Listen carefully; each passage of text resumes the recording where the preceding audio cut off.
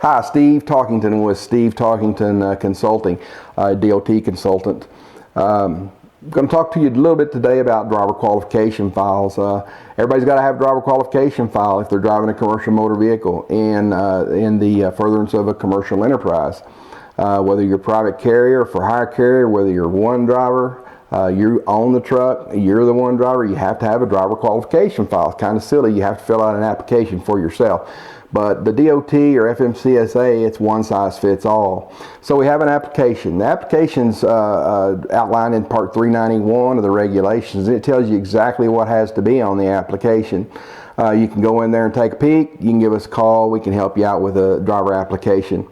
You need to have a MVR, initial inquiry, to the states where you've held driver license or where the driver's held driver license for the preceding 3 years. Hopefully now everybody just got one driver license. With the CDLIS system, that's supposed to eliminate those multiple state driver licenses where we only have one driver license, but they need to list on their application where they've been licensed in the previous 3 years, and you need to run an MVR in those states. Driver's road test. You have to have a road test and certificate that they can drive and operate a commercial motor vehicle. Now, in lieu of a driver test, you can actually put a copy of their CDL in the DQ file, the front and the back. I want the back so I can see the endorsements and restrictions because a lot more often than not, they're printed on the back. I like to have them both. I'm not going to let anybody drive a truck, pickup, trailer, or whatever until I give them a road test. I put that road test in there, I put their driver license in there because their driver license has all the information that you need. But you only have to put one or the other unless he is a tanker driver, a tank driver, double, triple, or hazmat. Then you must do a driver road test and give him a certificate for that particular vehicle. Like I say, I use the driver license for many reasons. I make a copy of it on one piece of copy paper, place it in the file so it's easy to access in case I need to look at it for some reason. Sometimes you have to have, in addition to their name, date of birth, and driver license number, you have to have the code that the state puts on there for certain checks. I put a copy of their medical examiner certificate in there.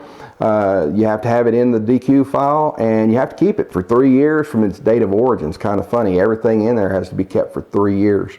3 years after he leaves employment, everything has to be kept. But we keep the medical examiner certificate in there and any waiver that he may have.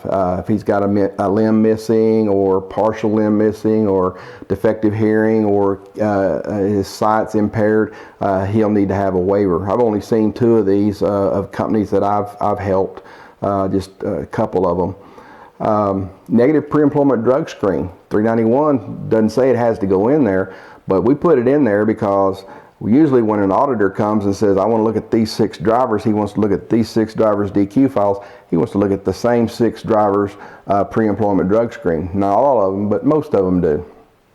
And so we just place it right in there. Of course, we keep everything in a secured locked location. The regulations require that, especially drug and alcohol information. We don't want that just to be seen by everyone. As a matter of fact, it's got to be limited who sees the DQ file. Safety personnel or compliance personnel and or owners of the company are probably the only people that need an NHR, the only people that need access to that. We have to give them a drug and alcohol policy, and they have to sign an acknowledgement that they've seen the drug and alcohol policy.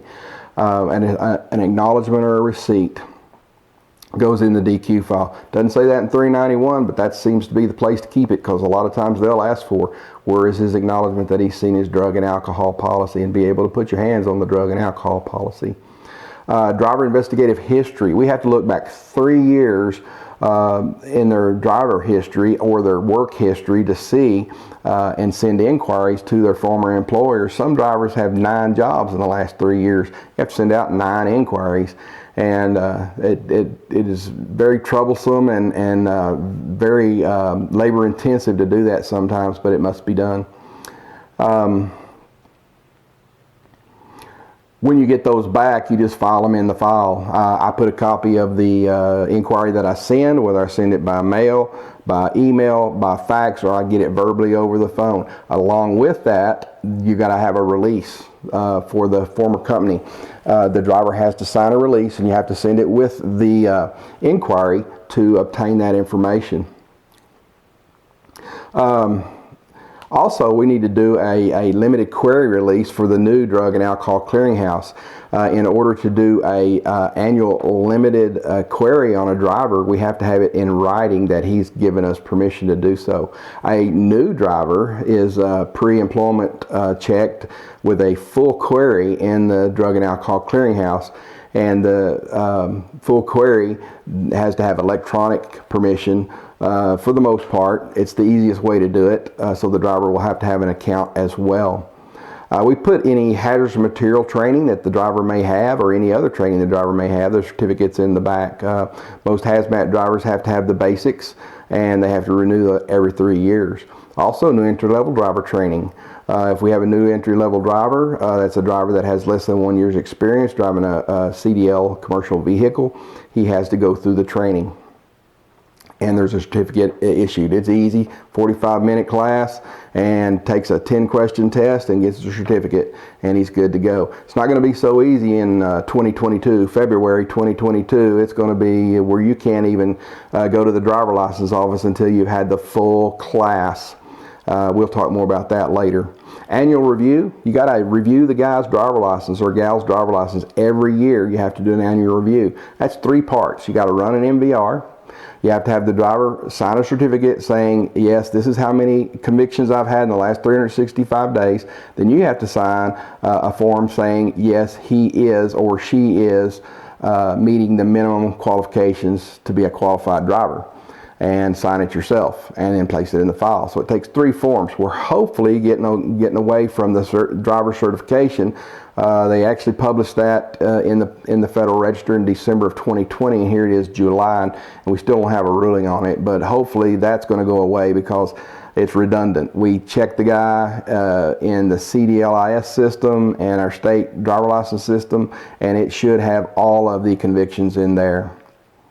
Anyway, that's a driver qualification file. Shouldn't be more than 10 or 12 pages long. Don't put the I-9, the W-4, the W-2, the cancel check, the insurance papers. That all goes in an HR file. The only thing an auditor wants to see is what's required, and he doesn't want to dig through a bunch of paperwork to find that stuff. If you have a whole bunch of paperwork, it's hard to find and replace. Once it gets 3 years old from its date of origin, throw it away, shred it, get rid of it. If you need help with a DQ file, just give us a holler. We can sure help you get your DQ files in shape. Thanks.